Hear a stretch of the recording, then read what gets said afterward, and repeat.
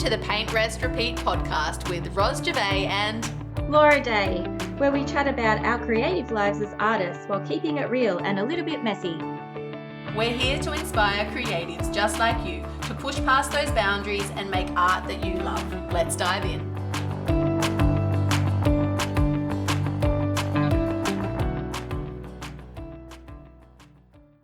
Welcome, everybody, to another episode of Paint, Rest, Repeat. This week, we have the fabulous Bob Baker here with us. He is a multi-passionate creative entrepreneur based in the States, and we are looking forward to learning all about his journey and grabbing some of his insights as well to benefit you as artists, our beautiful audience. So, hi, Bob. How are you?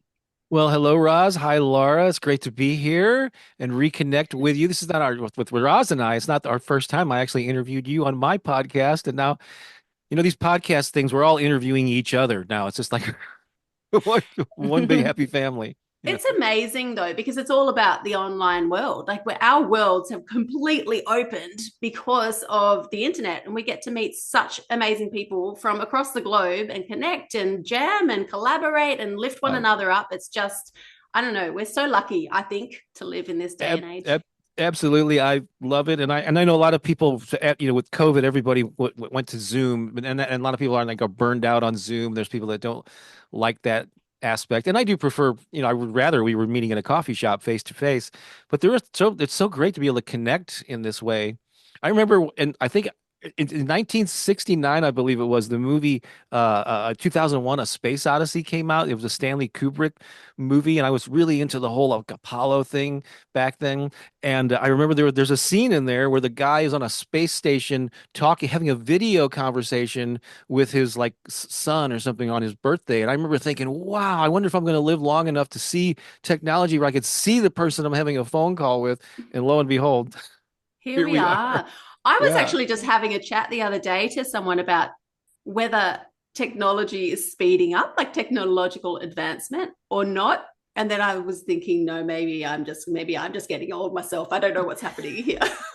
Is it a thing? Do you reckon it's speeding up, or do you think it's just always advancing?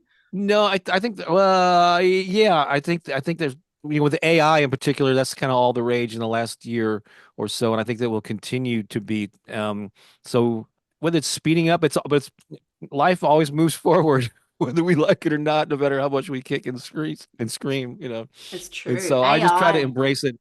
I've never been one of those people that curses technology and, oh, I've got this and these kids these days, and I just don't want to become that type of person. So I just try to find the good in it. How can I use it for good, Yeah, 100%. That's amazing. So, Bob, do you want to tell us a little bit about you, what you do? You do so many things. I was thinking of listing them off before, but maybe I'll let you share a little bit more about what you do in your world. I feel like it's not your business. I feel like it is your business, but I feel like for creatives like us, it's more than just our business. It's the way we live our lives. So what do you do, Bob? Yeah. Well, years ago in the 90s, I read this book called How to Be Work for, I can't remember the name of it, but Barbara Winter, who became a friend of mine later, she wrote this book, How to Make a Living Without a Job. That was the name of it. And it's came out 25 years ago or so. And there was a section in that book where it talked about making a living being true to yourself, by being who you are. And I remember that resonated with me so much. And that's what I do. Yeah, I mean, it is work, it is a job, or some aspects of it. It's a career, it's a vocation, but it's part of who I am. So I can't really separate my work or the mission that I'm on from my personal life, because they're all intertwined. That's very true. But basically, I'll try to give you the short story. But basically, I just had a birthday a couple days before we recorded this, and I am Paul McCartney wrote a song about this years ago, When I'm 64. So it's shocking to look at me and think that I like to think I look a little younger, but I'm 64. And so when I was a kid in the 60s and 70s, there's two passions that I've had for most of my life. Actually, the first one was the written word. So even in grade school, elementary school, I was writing stories on my own outside of schoolwork. And then soon after that, I had a passion for music and started learning to play the guitar. By the time I was in high school, I was playing in bands, playing in rock bands. And then so I'm going to tell you about maybe 3 different eras of my life. And so the first like entrepreneurial thing that I did is I combined these passions of writing and music, and I started publishing like a local music newspaper or a magazine that covered the local music scene in my hometown. You mentioned I'm in the States. I'm actually in St. Louis, Missouri, which is along the Mississippi River, like south of Chicago. That's where I born and raised.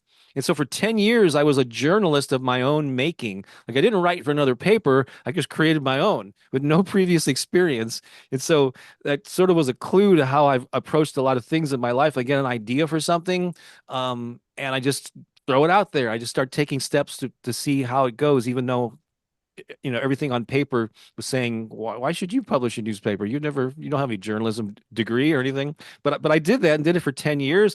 I had access to a lot of different like musicians and people who are promoting things, because when you publish a newspaper, a local newspaper, everybody wants you to cover them, so I was able to interview a lot of amazing people over that decade. Always found myself picking their brain about, how did you build an audience? How did you get people to your show? How did you do this? And those started weaving those stories started weaving their way into columns that I wrote in my own paper geared for musicians. So there's that 10-year period. And then my first book was published in like 93, 31 years ago. I've since published 16 physical books and then a whole bunch of other titles in digital formats of various kinds. But my earliest books were on music marketing and like how independent musicians, it was kind of a next step after those local columns. I started putting these in book form, and I carved out a niche. I was really on the internet early on. In the 90s, I was building an email list and sending information out by email. I was selling like PDF ebook downloads of my titles in the early 2000s, way before there was a Kindle store, ebooks were a thing. And so I was kind of ahead of the curve with independent publishing, like self-publishing most of my books, using the internet.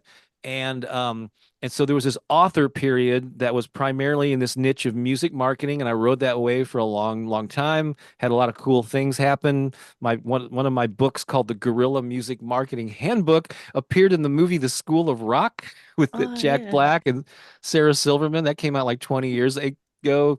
And then Berklee College of Music in Boston, a pretty renowned music school, they were developing online courses. They asked me to create a course called Music Marketing 101. So there's a lot of cool things happen just because I was early on and I was very active online. I used these new tools, right? And so, and then I got on YouTube actually in 2006, like I just celebrated recently my 18-year anniversary of being on YouTube. That's kind of crazy. It was the second year it was even in existence, which sort of then fast forward to around 2017, about 7.5 years ago. Kind of things with the music marketing and the books was sort of starting to decline. Also, I've been doing it for so long. I was kind of wanting something new. I was seeking out affirmations on YouTube, and because it's something that I've used in my personal life for decades. It's one of many tools that I've used for personal growth. Was not really happy with what I was finding on YouTube, and I thought, well, I have a microphone. I've been podcasting for a while. Maybe I'm used to being on a mic, so I started creating some of my own affirmations with no big expectations of how people would respond. But lo and behold, people liked the sound of my voice, and these affirmations started getting a lot of views. And after about a year of noticing this trend, I just went all in on affirmations. And now the channel is approaching 400,000 subscribers, close to 1 million views a month. And just like several thousand people every day queue up one of these recordings and listen to my voice to sort of lift their spirits. And it's just, I never saw this chapter in my life coming, but I love it. And that's the main way that I serve. That was the short version. We haven't even talked about some of the creative things that I've done as a musician. I do some visual art. I teach and perform improv comedy. I go a little crazy in the creative realms, but that's a little kind of in a nutshell what I'm going to share now. But like I'll so stop. relatable, Bob, just doing all the things, as you were talking, I wrote down that you basically seem like a bit of a yes man, like you'll put up your hand, you'll try the thing.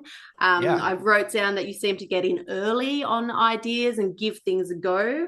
And also that you follow the interest, you try something, and if there's enough interest there, then you give that extra push to really really give Yeah. this thing a chance to fly, essentially. So I just love that vibe, like that approach to, again, I don't really want to say business, but approach to creativity, forming Yeah. things Yeah. and ideas I and turning ideas into reality. I have used the term that I follow the energy. And so, and the energy comes from two different directions. I tend to view life through two different perspectives. I try to be very helpful. It's through my eyes, but also through the lens of what other people are responding to. And so the energy of I'm excited about something and I want to pursue it. And yeah, I'm going to start putting something out there. Take baby steps, just testing the waters, and then I test or then I monitor or become aware of pay attention to, I should say, the energy that's coming back at me. Are people responding to this? Is it something that people want or need? Is there a way I can monetize it? Because I'm self-employed, so that's an important factor too. And if there's a match there, then I'll go all in to that. That doesn't mean that everything that you do has to be monetized. It doesn't mean that you can't do stuff on your own. There's videos that I put out that I know are not going to get a ton of views, but I just think it's something I need to get out into the world, and someone's going to hear it and benefit from it. So you have to find that balance, between what's going to have the most impact, what people are more likely to pay for, what's going to feed your soul, and it's all of us to figure out buckets what percentage of those things we do in our lives. But yeah, that's kind of how I operate. Yeah, I love that you just followed your curiosity and you almost like built your own body of research in this way, like quenching your thirst for knowledge and understanding and figuring out like how things work back in the music industry, and then following on like with your books that you've published, and then figuring out YouTube and all of those things, and leading into the affirmations. Like you've really just built this really interesting life and creative business out of like your passions. So I'm just Yeah, I like to think that, and I love that you use the word create. I mean, use the word curiosity, Mhm. which that is like be curious about things, like wonder why, like, and I used to be socially awkward when I was a kid, but I discovered while as being a journalist, when I was the person I was interviewing, they're the focus of it. So all I'm doing is asking questions. And I realized, wow, people really love to talk about themselves when you give them the opportunity, and they open up about the most personal things, even when they know like they're being recorded and it's going to be printed. And so that ended up influencing my social life, where I'd go to a party and instead of being nervous and wondering, oh, I don't want to talk about me, whatever. I would just be curious. I'd meet people and go, what do you do for a living? Oh, how'd you get into that? Wow. And I just ask a bunch of follow-up questions. They do most of the talking, but they say I'm a great conversationalist.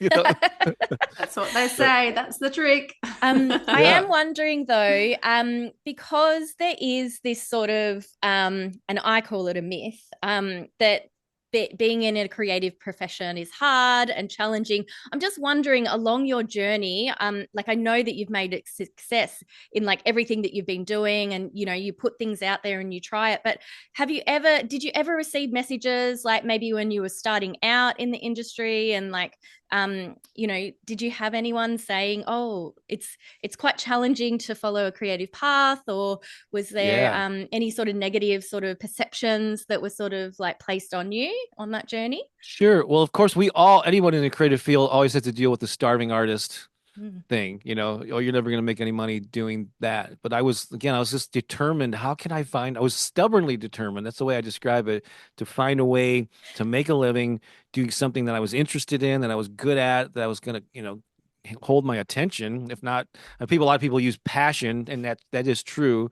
Um, but every minute of every day of a creative entrepreneurial journey is not all roses or unicorns and rainbows. There are, there are challenges. There are times when you got to work, when you are get stuff out there when you're not feeling like it necessarily. So, any path that you take is going to have its ups and downs, but I far prefer the ups of this creative path that I've been on. Also, early on when I was publishing these books on the music business. So I live in St. Louis. It's not like an entertainment mecca like New York, Nashville, LA, And so there were people that said, "Oh, who are you? What have you ever done? In the music bit? Have you ever been in a really successful band?" I said, "Well, I played in bands, but not super successful. I've never worked for a record label or managed a band.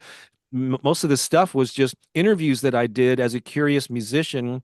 And so what I focused on was I can relate to I knew who my target audience was. It was basically a reflection of me, other musicians out there that were confused about marketing and attracting an audience.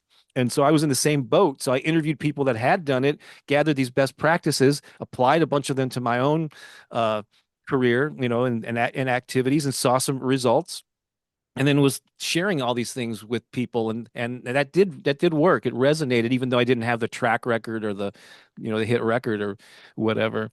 And so yeah, I've definitely faced that. And I think and we also I think everybody will face that to varying degrees externally. Like, we don't always have supportive family members or spouses or siblings or whatever. Hopefully you do, but the biggest enemy is that voice in your own head. Mm. That Yeah. you don't even need anybody outside of you saying. It's just like, what do you talk that, and which is where affirmations, it's not surprising that I got into affirmations, because that Mm. positive self-talk is so crucial. So just monitor what you're telling yourself about these things. And again, not to say I would never create the illusion that, yeah, quit your day job and follow this perfect path and everything's going to open up for you. Not everyone reaches a level of success, um, uh, it's a rare combination of skills that leads people to build an audience and to be able to monetize it and be well known or whatever, if that's your goal. And so there's no guarantees. I often say the universe doesn't owe you a living.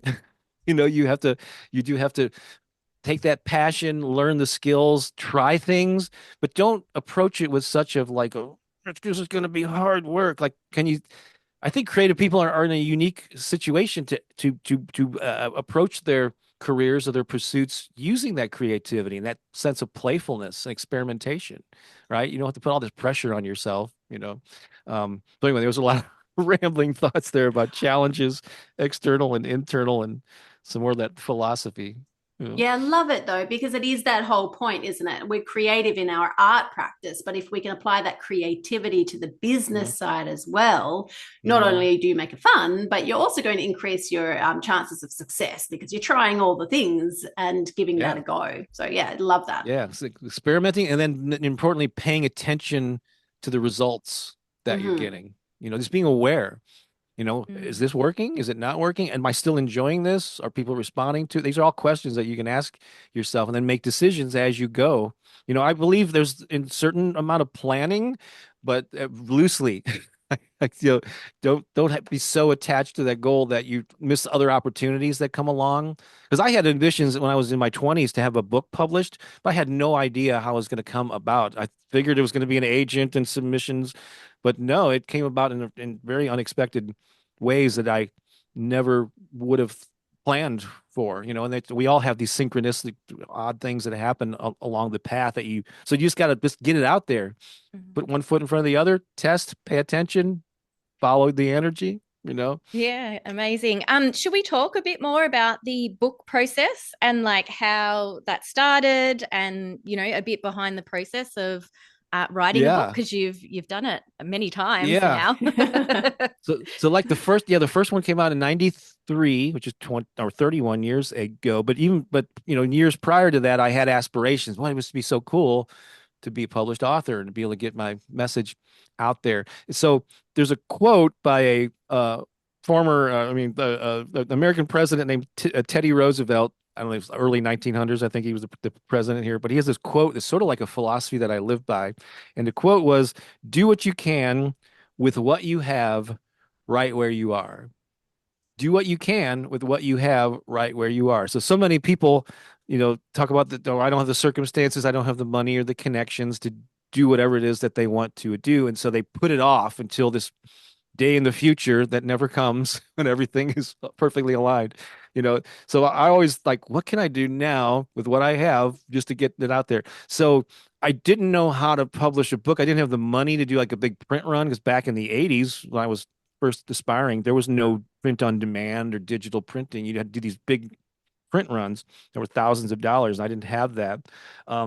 But what I did have was a printer, and so my earliest things that I published, besides my music newspaper, that was a form of publishing, but the first information products were what I called special reports, and they were like 20 ways, low cost, high impact ways to promote your band or something, and I would print them out on a printer and staple them and mail them to people. Charge like $5 and $7 or whatever for them, and that was my first information products, right? Um, there's another philosophy that I have is like get in orbit around the thing that you want to do. So maybe if you can't do the thing directly, how can you sort of get in the orbit of that, hang out with people doing that thing, or get involved in some aspect of it? So one of the things that I did in the late 80s was I started my own like mail order catalog of music business and songwriting and books. But they weren't mine. I would call different publishers, make wholesale arrangements, and I would carry existing books by these other publishers. And I figured if I could just kind of get involved in doing that, maybe it would somehow I would get to know the business and figure out how to publish, get a book published someday. So I saw an ad for this company, as this early book about how to promote and sell your own record by a guy named Gary Hustwit. And I contacted him. He lived in San Diego. He was doing a very similar thing in San Diego that I was doing in St. Louis, but I called him to promote his book and sell it through my little mail order catalog. And at the end of that phone call, he said, he asked a question that really changed the course of my life. He said, "Hey, my first couple of books I put out were mine. It's why I created this company, but I'm now ready to expand. If you know anybody with a good business or music business related title, let me know." And I said, "I do know a guy. That's me." I know him quite well, actually. And I sent him one of the special reports that I had done, the stapled things that I created, and pitched this. I think we can expand this into a full book. That's how my first book came about. Amazing. But I never thought that doing this mail order catalog was going to lead me to a publisher who would put out my first book. But see how getting an orbit around that, rubbing elbows from a distance with people doing the thing you want to do, led to an opportunity. So that's just like a great example of like following the energy, getting, just swimming in in what the thing that you want to do in whatever way you can at that time, So Yeah. isn't that cool? Yeah, that's so cool. And then so have you always sort of focused on that, I guess, that curiosity? And then I imagine like you've thought about like the other though, like you've always been in service to the other because you're gathering this information, you were researching around the music industry, and then you were like putting out your findings to help people. Has that always carried through in your career? It did it in the music. It's interesting, yeah, because with the music thing, most of what in my books were best practices and examples of other people. I mean, over the years, I've had some successes locally and regionally with music, and I would share those too. I had some personal stories with music, but it wasn't really like I was like the authority. Here's what I've done, and here I'm going to teach you how to do it. But when I had success as an author, and I got to the point, like the last day job that I had was in 2004. So that's 20 years ago. I put in my notice as I got to the point where my book sales were at a level where I could actually support myself through the sales of books and related services, coaching, workshops, and so on, geared to musicians. And that was another thing that I had heard, you're never going to make any money from musicians because they're all broke. But I didn't buy into that. I said, as long as I got a small percentage of them that are willing to send money so my target audience wasn't all musicians. It was musicians who were going the independent route, wanted to build up their own career, and they valued education. And so I knew who my audience was. But when I had success as an author, then authors were asking me, how did you do that? How did you use the internet? So then I started putting out books where this is how I did that. So it was a kind of a more confident perspective because it was something I had actually done. And so, I mean, I combined it with success stories of other authors too, but I had a really personal a story to tell in those books and workshops. So it's a combination of both, It's really hard not to serve. You know what I mean? Like, I think, when you've traveled a road that is traditionally considered difficult and, had its fair share of hurdles, I'm sure for you as well, Bob, on the way, it's really hard, stroke impossible, not to support other people who are interested in going on a, you know, similar journey or getting a similar outfit. I mean, I like your shirt, Bob, but like, I like to share fashion tips too. Yeah. Yeah. Well, so I mean, yeah, I definitely. It's definitely a service. Yeah, I mean, because once you start, okay, let me back up here. I've given these workshops where I talk about the different stages of like why people create, right? And I think the first two reasons are a bit self-serving. Quite often, early on, it's a personal sense of accomplishment. Like I had this idea, I had this inspired intuition to paint and I did it. It's like a sense of pride and accomplishment, right? Well, that felt good. I had this vision in my head and I took action, made it happen. Wow, isn't that cool? I really feels satisfying.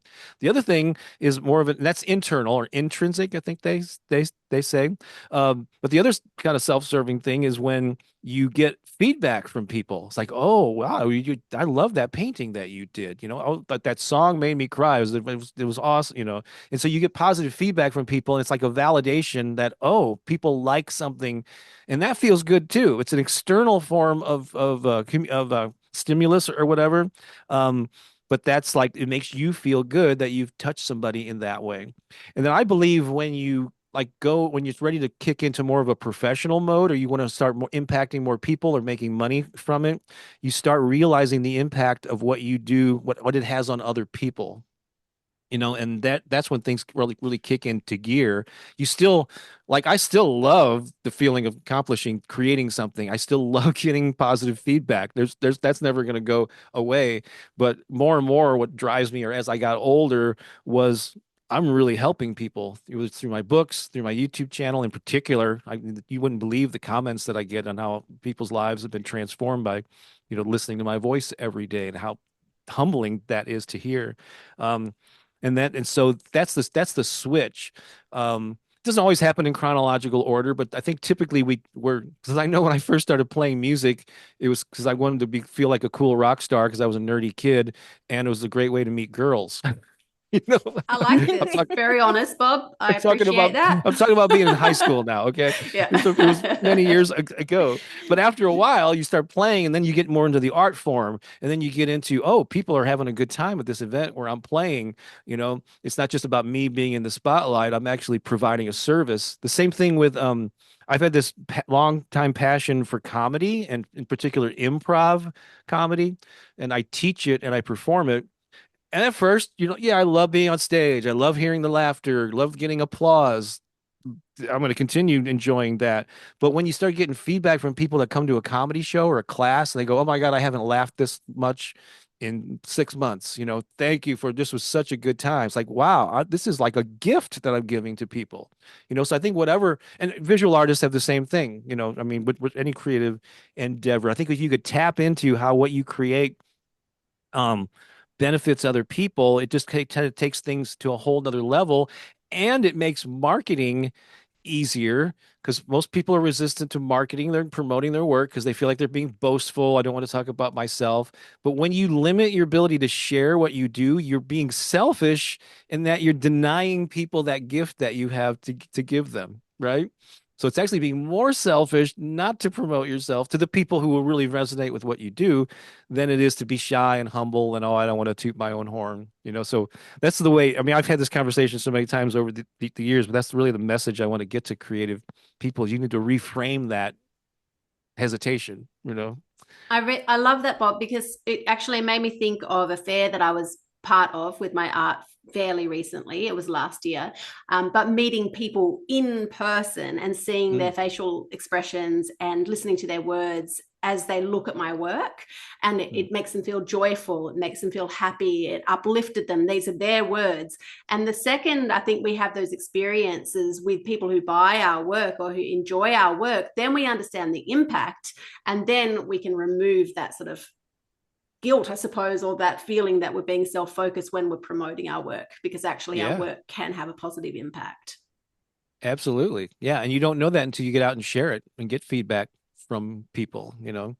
Yeah. Again, you don't have to, you know, it's fine if you want to, if people want to write in just solitude. If you just want to, not everything has to be promoted and monetized and all that, but at a certain point, once you've and a lot of people would like it's maybe it's a good idea to hone your craft, maybe not quite in the spotlight, although there's some benefits to just getting it out there too. I tend to to go that route just to get it out there, warts and all. But I understand why some people would want to hone their craft on their own first. But once you reach a certain level, a certain point, if it speaks to you, start sharing it, little by little. And there's all this like self-consciousness of what are people going to think and all this. And the truth is, especially if you're like create a new account on social or media early on in your career, no one's going to be paying attention. No one's going to see it anyway. And you'll get so that whole worrying about all these people are going to think is all for naught, because anyway, that's when we need an affirmation, Bob. Yeah, that's right. Yeah. I am an empowered artist. How about that? That's it. I love that one. All right, write that down, peeps. Now, I wanted to take a little bit of a sort of hone in a little bit on your coaching work. So you've done all of these creative things yourself. You've helped other people through your books, through your YouTube channel as well. You do some speaking gigs too, but you also offer creative coaching and help creatives to build their careers. I know you're creating a new membership style offering at the moment. You also have a free community, which I think is on Facebook. Is it on Facebook? The magnetize your tribe thing might be what you're talking about. Yeah. So I have a lot of different things in it, and I'm actually it's funny we're having this interview now because I've been doing affirmations for 7.5 years, and I don't know if it's a 7-year itch kind of thing. If you've ever heard of that, but I've been feeling called over the past 6 months or to a year of like, what's the next. Like, not to turn my back on anything that I've been doing, but to like, what's the next stage? What's the next step? How can I serve in a different way? And there's 2 ways that I'm doing that. One is like, how can I take this affirmation work and the audience that I've attracted there and like take people to the next step beyond affirmations? That's one thing. And so I kind of rebranded I have like 9,000 people on my email list that had came to me through the affirmation work that I do on YouTube. I also have a related podcast that a lot of people discover too. It's basically an audio version of the affirmations. And I've rebranded it and called it The Abundant Life. And I'm hosting this on a website called Substack. I love because it's like it's really easy to post multimedia content through this particular platform. Video, audio, text, images, and people can consume it 3 ways. It's an email newsletter. They can go to a web page that's hosted on Substack and consume it all. And then there's a free Substack app. And so no matter what you want, if you don't like apps, then just stick with the email and the website. If you're a hipster, you get all your information through an app. There's that, So I like that the versatility of it. And this is really new, and so this is like a new thing that I'm pursuing. And so that's like on the affirmation side. I'm also just announced recently, and still be current when this airs for the rest of 2024. I'm going to be working on a new book called the working title is Manifesting Abundance, the little book of big life secrets. It'll be little short bite-sized chapters that go beyond affirmations. Like, what are some best practices that you can use to just live a more empowered life? And I'm going to be sharing those chapters as I go with the people that follow me in the Abundant Life newsletter. So that's on the affirmation side. And then related to the books that I've published, again, it evolved from music marketing books to books for authors, how to promote and sell books. And then I have, and since I do so many creative things, I also have over the years have published books for just creative people in general, like, if I could hold it up here. Yeah. One is called The Empowered Artist. Whoops. Yeah. There. It's a call to action for musicians, writers, visual artists, and anyone who wants to make a difference with their creativity. That came out of several years ago, but one of the probably most inspired books, inspired writing. There's just like flowing through me as I wrote those chapters. And then a book called The Passion Principles, 101 Ways to Express Your Creativity and Share It with the World. This one is for people that don't like to read lengthy things. Each one of these little ways fits on one page, and there's just 101 of, you can almost like flip it open to any page, and there's some little nugget there that will inspire you about the creative process, about sharing your work, it's not a hardcore business book at all. It's more of an easy, inspirational read. And so I have a lot of these workshops and things that I've done over the years on marketing and branding, sales, how to build a YouTube channel, how to get friendly terms with social media. And I've kind of like it's have turned my back on that stuff with the success of the affirmations channel with all the YouTube, because I was reaching so many more people than I did just as an author several years ago. But I'm trying to figure out, basically, I'm in the process of piecing together all this material and maybe putting it in a membership site that I may be calling the Heart Centered Business Academy. Mm-hmm.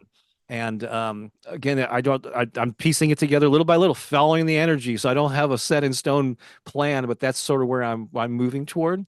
And if people are interested in that, there is if I can just mention this now, there's if you go to promoteyourcreativity.com, that's promoteyourcreativity.com, that'll get you on my creative entrepreneur email list, where I'll be keeping people updated on that type of material as I move forward with it. Love it, Bob. Great. You've done so many things. I feel like I have to just really quickly throw in that I think in human design, if you've heard of human design, that you would definitely be a manifesting generator, and just have the ideas and just be able to create anything that you can even imagine. You're doing amazingly. Yeah. That English was terrible. You're doing amazing. No, that was perfect. I don't want to give the illusion that every idea I come up with is a huge success, because they're all varying levels, And so I've tried a lot of things that didn't really go anywhere, and then I sort of I lost the enthusiasm for it, or people just weren't responding to it. So I kind of moved on. So yeah, I've been highlighting the super successes, but still, it's overall, yeah, it's been a great life, and I want to continue doing this work. Like in a year from now in the US, I'll be 65, which is traditionally the age of retirement. I don't even know what that means. No. It has no. No, yeah. I know what you mean. I saw a post or a poll in a Facebook group asking people what their goal was in their art business, and had in their business, sorry. And they had multiple options. And the first one was to be able to work a 4-hour work week. The next one was something else. I'm thinking, no. Like I love this is more than a job. This is my impact. This is what I want to do. So I know what you mean. 65, I can't even imagine, inverted commas, retiring at 65. I mean, I can see slowing down a little bit, but I mean, not spending as many hours in the computer and getting out more, but which is always a challenge. But as long as I'm able to speak, write, even sing, because I'm actually putting out like music. My wife and I create music, and I'm putting out musical affirmations where I sing them over like electronic dance beats. I want to do more of that, because people who not everybody likes that, but the people who do really like it. And so as long as I'm able to do those things, I'm going to keep creating and sharing and inspiring people as long as I can, And then the other beautiful thing about not being shy about social media and the digital world is I've got this legacy of work. I mean, I've got, like I said, I've been doing this stuff since the 90s. Actually, I posted something recently. My very first article the earliest article that I could find was from 1994. And it was an excerpt from my first book. Remember the guy that I told you was in San Diego? It's actually this book right here, called 100. Well, you can't see it on the. Yeah, hold it closer to your shirt. 101 ways to make money right now in the music business. Oh, this reminds me of something I made. 20 ways to make money from your art this week. Oh, did you? Yeah. Which, by the way, just a bit of goss, Facebook hates it. It bans it because it says, just wait for it. Oh, this is going to blow your mind, Bob. It says unrealistic promise. You can't make money from your art this week. You can't. It's not possible, according to Meta. Well, Facebook knows all, right? So this first book, was about making money, and that was the title that I had, like a little one of those short reports. It's called 19 Ways to Make Money, and I told the publisher I think I can expand it to 101, which is a standard number, and I did. Then, but all my subsequent books were on marketing more so than making money, although marketing is a part of making money. But I also, over the years, I've often said that this affirmation thing, it was something I used in my personal life, and I really didn't talk about it openly until I got to this more, 7.5 years ago on YouTube. But then I hadn't looked at this book in years, a long time. And I looked at the introduction to this book and I was shocked to find out that I talked about affirmations on an entire page in the introduction of this, my first book that came out 31 years ago. It says, it says, you are what you think. How many times have you heard the phrase starving musician? How often have you heard friends say, I'm never going to make money with in the music. Why bother? So then I go on to talk about affirmations and I couldn't believe that I actually wrote about it in my very first book. That's So amazing. it's been with me for a long time. Yeah. It's what happens, I think, when you operate out of your heart, consciously or otherwise, I think all the dots just line up. Yeah, it's a constantly evolving body of work. Bob, I'm going to put all the notes in the show notes and the links to where people can find you. But did you want to just tell the audience your YouTube channel and and then I'll put the links to promote your creativity and your Substack as well. If you're curious about so the YouTube channel is my most prominent platform, is where I have the most reach, and actually just look for my name. If you go to YouTube while you're logged in to your account there, search for Bob Baker. So that's BOBBAKER, and it'll suggest, or it'll anticipate, it'll say affirmations or whatever in the drop down menu, because I guess like my name is pretty well established there is for affirmations. So just search for Bob Baker affirmations. You'll pretty quickly see my profile photo there, and you can subscribe to the channel and check out some of the videos. And we didn't really, I assume most people know what affirmations are, but just in case, they're positive self-talk statements that you say to yourself, just to remind yourself of the feeling, that what you want to, today I'm going to look for and appreciate the good, or whatever it is. It's like reminders. There's conversations that you have with yourself, steer it in the direction that how you want to feel, and just people just eat that stuff up. So that's one way. The website where I have more information, and where you can sign up actually for that Abundant Life newsletter, which is related to the affirmations. My website's bobbakerinspiration.com. So it's just my name with inspiration.com, and then promoteyourcreativity.com. Those are the three main places that people can go to, depending on your area of interest. If it's creative, go to the one. If it's affirmations, go to the other two, or you can go to all three. I was going to say, I like that idea. Why limit yourself, right? Yeah, exactly. Amazing. This has been such a wonderful chat. It's so nice to connect with you, Bob. I hope we inspired a few people here today, and that my story doesn't overwhelm you, because I do a lot of things. And so I never want to think, oh, I can't do what Bob's doing, I'm not going to. No, it's just like, make this your own. I want to serve as an example of what's possible. And if you just take a little piece of what I've done and apply it to your life, I would love, I hope it inspires you to just be a true expression of who you are, Absolutely fabulous. Thank you so much, Bob, for joining us today. My pleasure. Thanks for having me. Pleasure. Now, if you have listened this far, we would absolutely love to have your review over on the platform. So head over to, is it Apple Podcasts, Laura, or Spotify, to leave us 5 stars for good karma and a nice review. If you have an art account on Insta, make sure you include that in your review so that we can give you a shout out here as well in our next recording. Thanks, everyone. See you soon. Bye.